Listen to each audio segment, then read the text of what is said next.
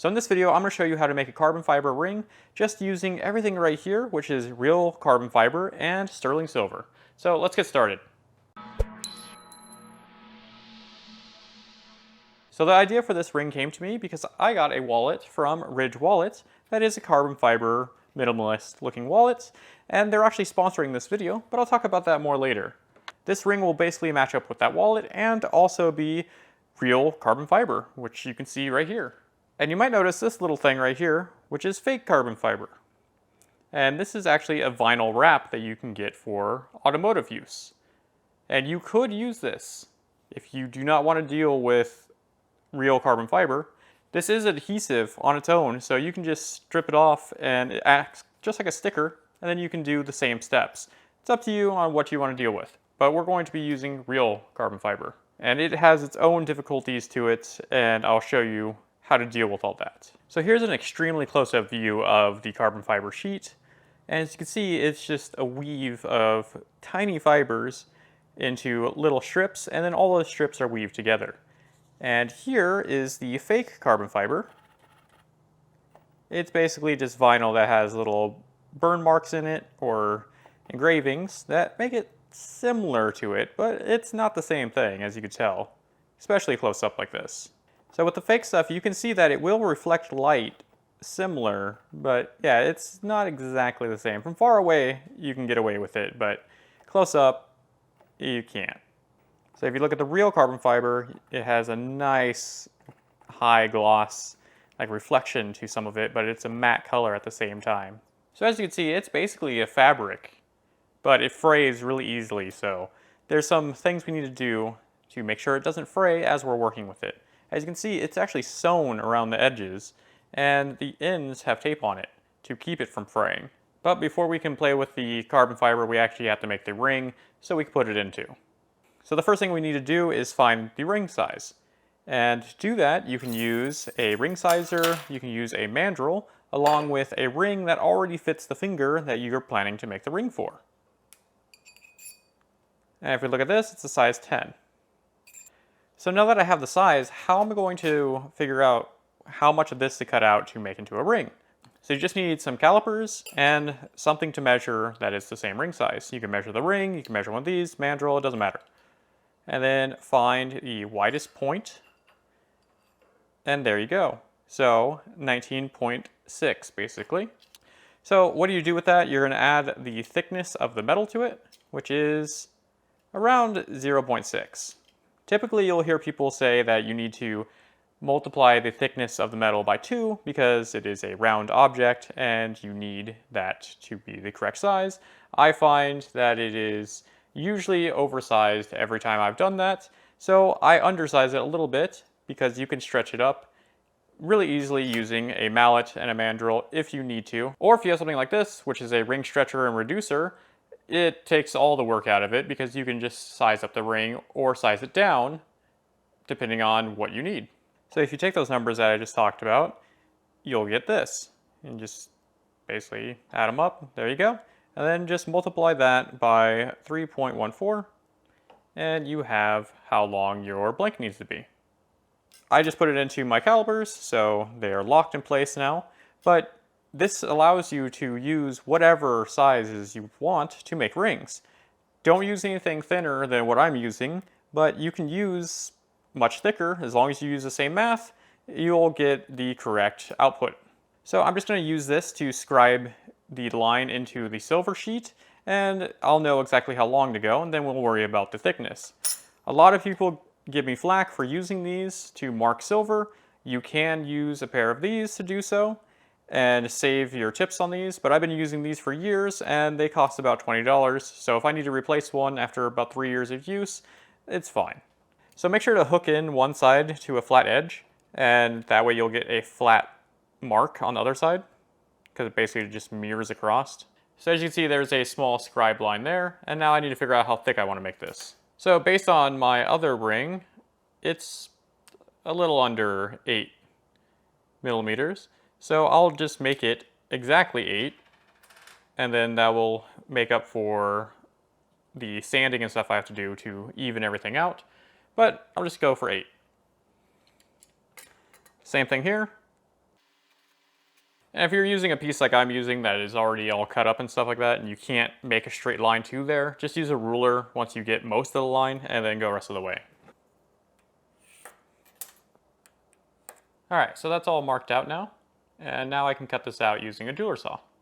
So I'm going to cut the shorter lines first, and then the long straight line across the whole thing. You should really practice straight line cutting if you haven't. And if you are having problems, try to cut on the outside of your line. So this is your piece that you're going to be keeping. So if you mess up on this side, so you can just file this down to be flat. But don't rely on that, learn how to cut a straight line. I'm going to use some lubricant for the saw blade and get going.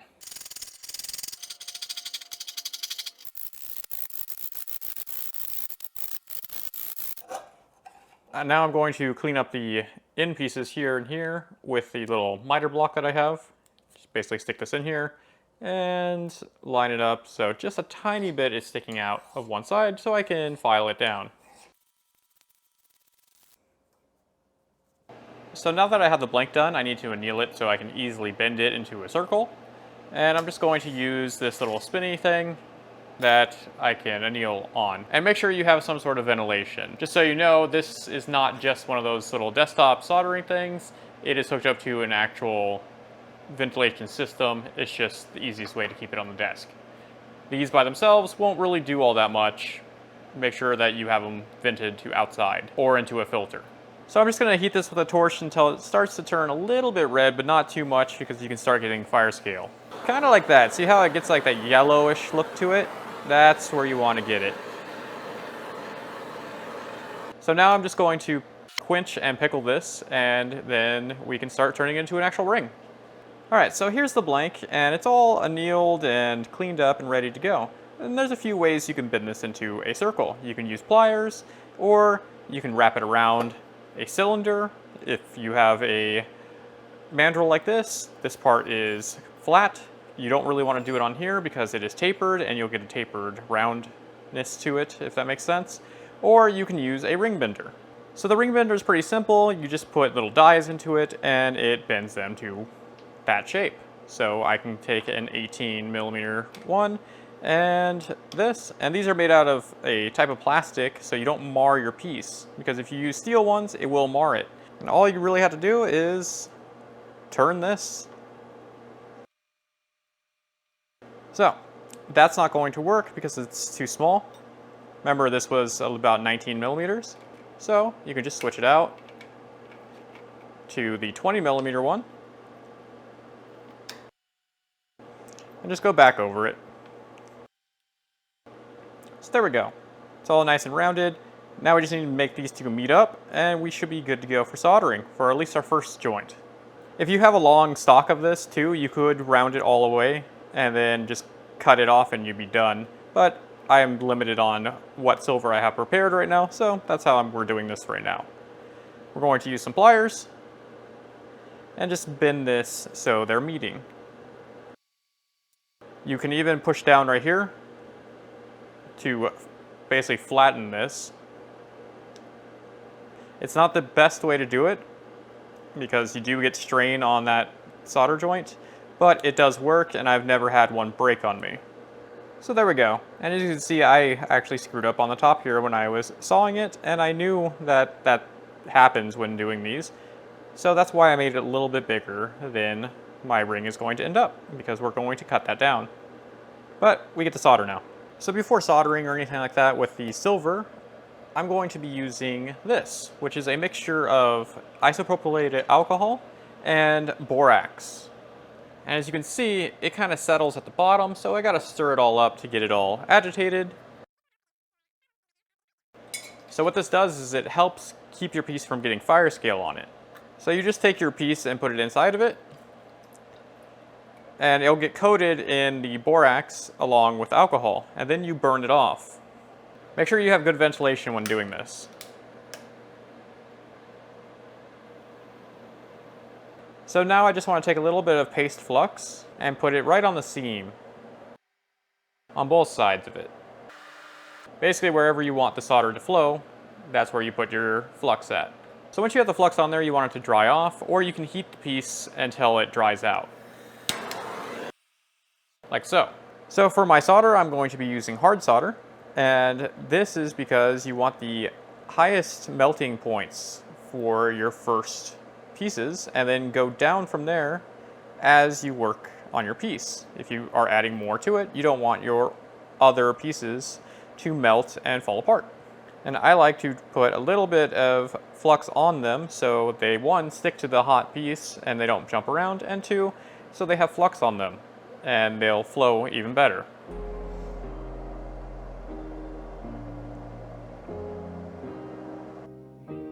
Alright, now that you have a nice close-up view, you can see that the solder is placed, and as I heat it, you can see it actually flow into the solder joint and connect the two pieces. So I'll be using a Smith's little torch to do this.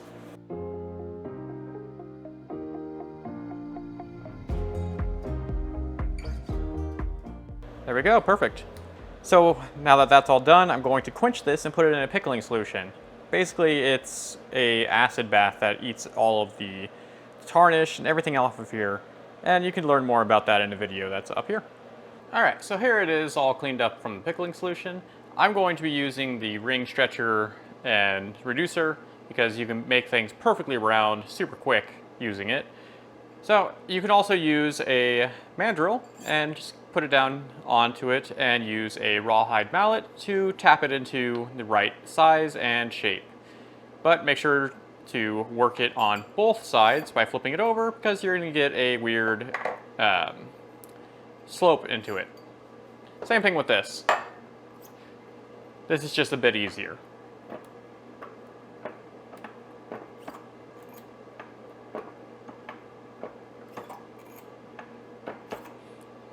There you go. And I need to still check it on here to make sure. So you can see it's not the right size. Like I was saying earlier, I make these a little bit smaller to purposely scale them up. So I will do that. So it's almost there. So there we go. You want it about in the middle of the number. So that's perfect. All right, so I need to even out the outside of this because when you do bend it, it does get a little bit of a weird bow to it, and you want this to be as flush as possible for the little bands that we're going to be putting on the outside. Along with the solder joint, you can feel that. I use a old mandrel that I don't really care about, that it can get all scratched up, and a file to clean this all up. You can use a lathe, which I do have and I'll be using later, but I don't want to get it out because I still have a bunch of stuff to do. So you want to curve over it to not make flat spots. And you don't have to get it perfectly flat because the center part of this is going to have our inlay in it. You just want the outsides to be flat, so at least 1.3 millimeters in.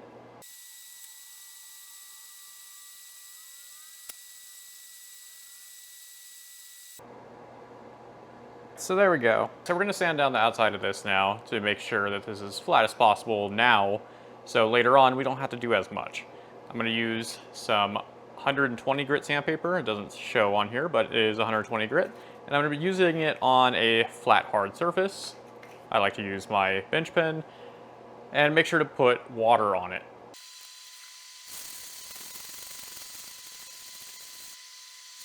It's all smooth now and even, so this is good to go. And this is basically a core now. So the inside of this could be cleaned up, but I usually do that later.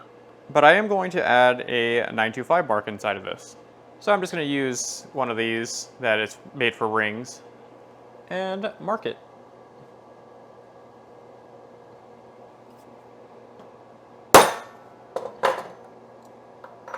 So there we go.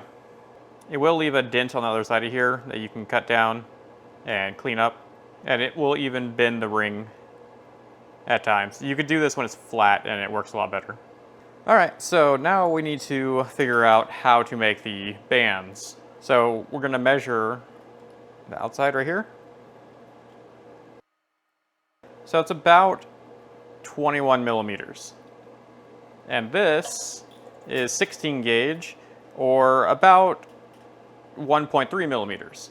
So as you can see, you just take those numbers and add them up, and then multiply that by 3.14. And there's our length that we need. All right, so you just use this like you did before and make a little mark.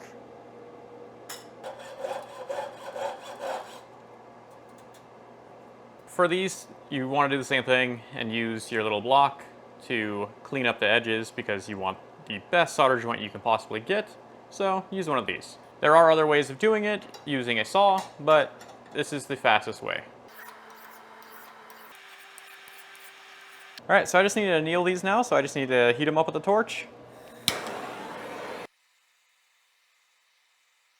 So I just need to quench these and put them in the pickling solution to clean them up, and then we can round them. So there's multiple ways to do this. I like to use the back end of the mandrel to fold these over because they are square and they need to stay squared. And if you use this part, it gets really weird and it's hard to get them shaped right. So you just bend it around here. And then once you have it like that, you can take some pliers and even these out basically. Try not to make a hard bend in here because you're never going to get it out. So there we go. This one's all good to go. Now I'm going to use the ring bender on this one. Alright, so there we go. I still need to make these two meet up. These are best used with long stalks, so you can just make a coil and then cut it and then reshape it using the other tool, but they're easy to make stuff like this too, real quick. Alright, so there we go, and both of these are ready to go and be soldered now.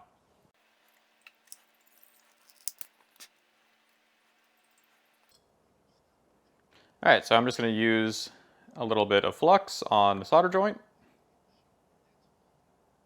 Alright, so I'm just going to take these, line them up like this, and then take a piece of solder and place it here, and here. And then take this and put the solder joint directly on top of it. Alright, so I'll just heat this, and the solder will actually go up into the joint, and it won't move around because the entire piece is on top of it. There we go. Alright, so here they are all cleaned up, and now we need to make them perfectly round. Like I said before, you can use a mandrel to do this and a rawhide mallet, or you can use the ring stretcher to make them perfectly round. So we have all the pieces done now, and we need to put them together. These outer bands should just slide right on top of this, and if they're too big and just go on too easily or fall through, you can turn it a little bit to see if there's a little bit of a difference in them, so lock in place, and then we can solder them in place. If they're way too big, you're going to have to remake them or downsize them. And if they're too hard to go on, where you can't just put them on with your hands, you can use the rawhide mallet to tap this into it, and it'll be almost pressure fit. And that's one of the best situations, is when it's so tight on there that it kind of holds itself together, and then the solder will basically be seamless.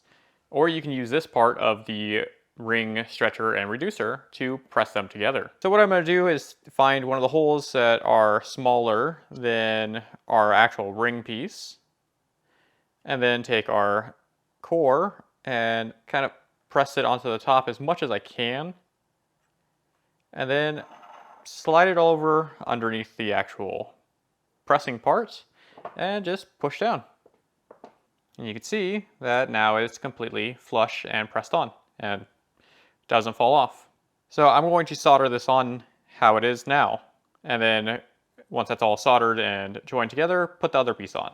Alright, so I have my ring up on my soldering area, and flip it over, and we're going to put flux all around where we're going to be working.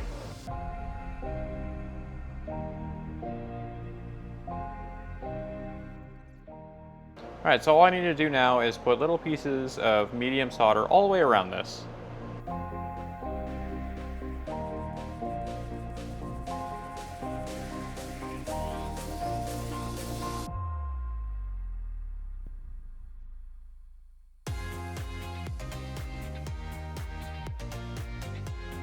Alright, so now all I have to do is heat this up and let the solder flow between the two joints. Make sure that your solder doesn't jump on you and attach to the inside of the ring, because that is a pain to get off. Also, this little platform it's on can rotate, so I can spin it around. Alright, so there we go. We want the entire piece to be flooded and basically just joined together. So there we go. We just need to pickle this to get it cleaned off and do the other side.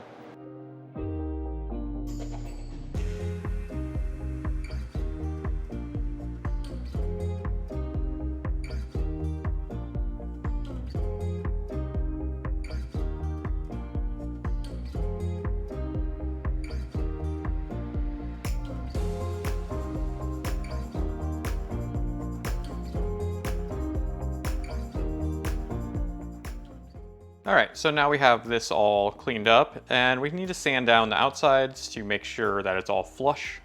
And I'm going to use the same sandpaper I used before, which is the 120 grit, and some water. Alright, so this is all done. You can see that it is nice and flat now with like a bunch of light scratches, or pretty deep scratches actually. But those will all come out. But we need to clean up, well, not even clean up, just add texture inside of here so our adhesives will actually have something to grab onto. I like to use these. They're like little Mizzy heatless grinding bits, and they fit perfectly inside the channel here. And it's basically squared, so you can get everything in there easily. You can see how it adds a little bit of a texture to it.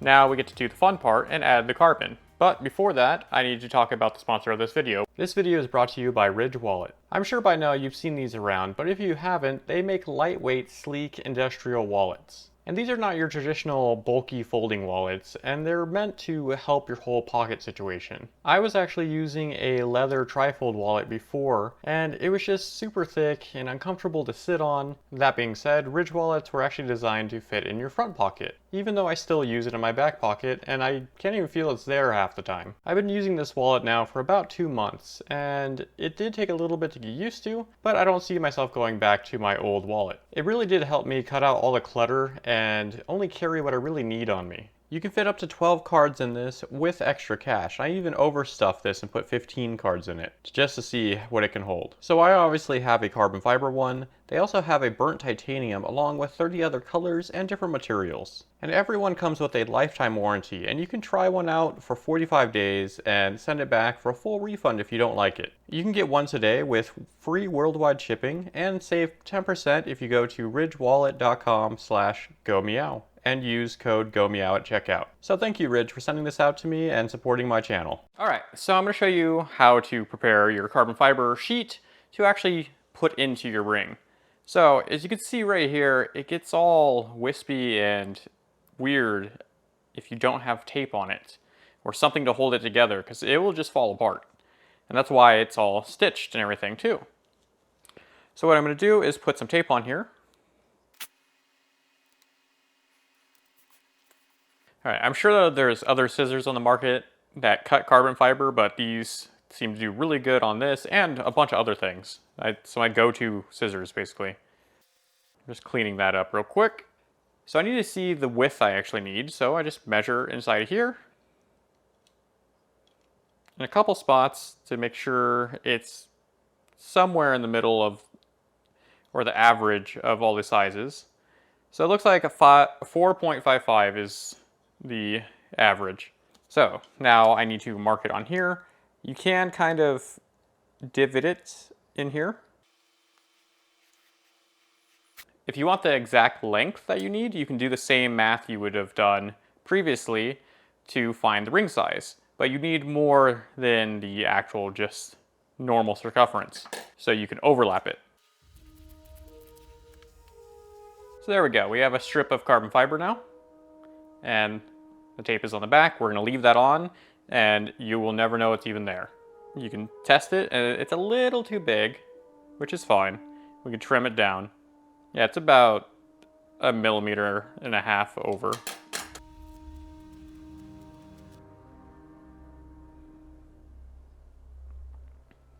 So there we go. It does take a little bit of work with this stuff to get it down, and even if it starts to fray or anything, you just gotta make sure not to touch it too much.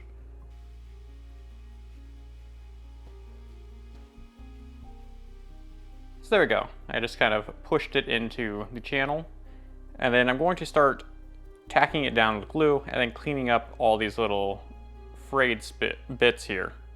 So I'm going to be using these expanding mandrels from ringsupplies.com to hold this so I can do all the gluing, and then these also fit into the lathe so I can cut everything down using this. So I'm going to be using some medium thickness CA glue from Starbond and some toothpicks. So all I need to do is put a little bit of this on a toothpick and dab it in. So because this is basically a fabric, this will soak into it and it will allow you to actually start moving around the fibers too. So all these ones that are sticking up, we can lay back down.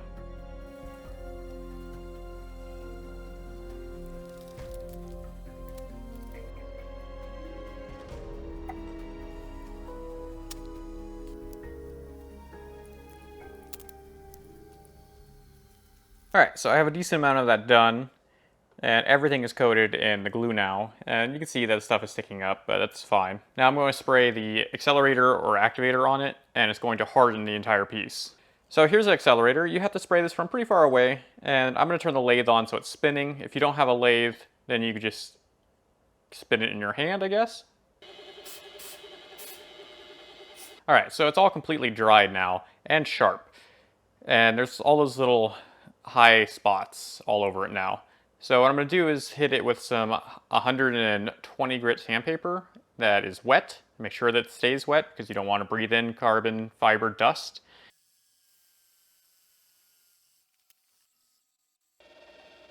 So you can see that it's pretty much cleaned up. There's little spots that I need to fix still. So I'm going to do that, and then we can fill it in for the final bit.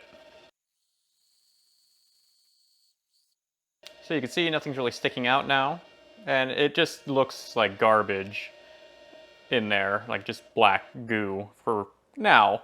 But once we get everything in there and polish it up, it will look completely different. So I'm just going to fill in this area, and what I'm going to do is spin this up, and then just take a toothpick and touch it to the side of this. And it should start evening it out a bit. Might have to go over it a second time or a third time, depending on how you want the outside to look and how many divots are still left. But now I need to spray it. So you do want to touch it and see if it's actually hard. And it seems like it is.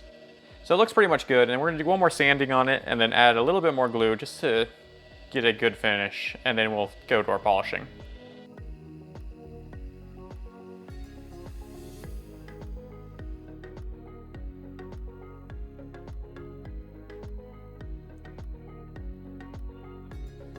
So you can actually see the carbon weaves through the CA glue now, and it looks really nice.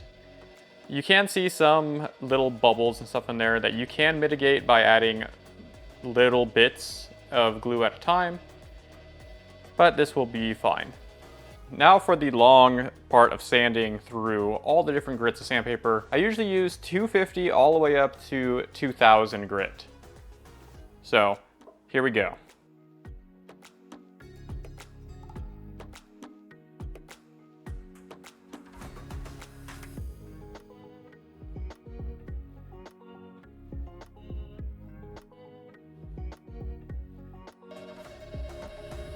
Alright, here we go after cleaning it all up.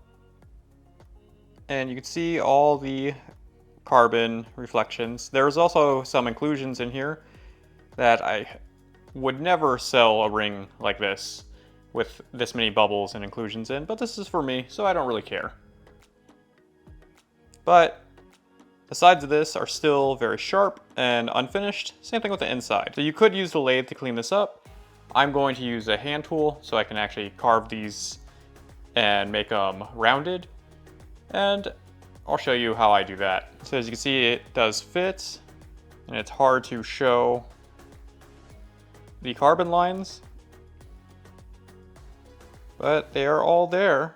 And like I said, it has tons of inclusions and stuff like that of bubbles, just because I added glue too fast while making the video. Normally, I would add all the glue slower.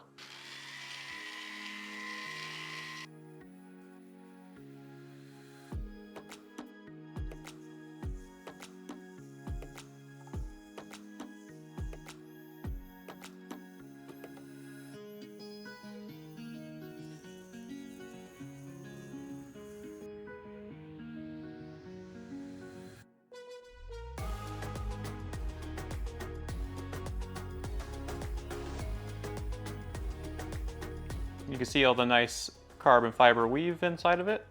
And now I have a ring to match my carbon fiber wallet. So thanks Ridge for sponsoring this video. And if you want a really good polish for any type of plastic or the glue, like the CA glue, this stuff works really good. That's one way I got this crazy shine off of it. And this works really good on resins too. So I'll have links to everything in this video below, along with some discount codes to some companies that I work with, because I actually really like their products and I support them fully, so they support me. Other than that, I'll have a link right over here to another carbon fiber video with skulls and glow powder and all that fun stuff, a playlist down here, and thank you for watching, and I'll see you guys next time. Bye.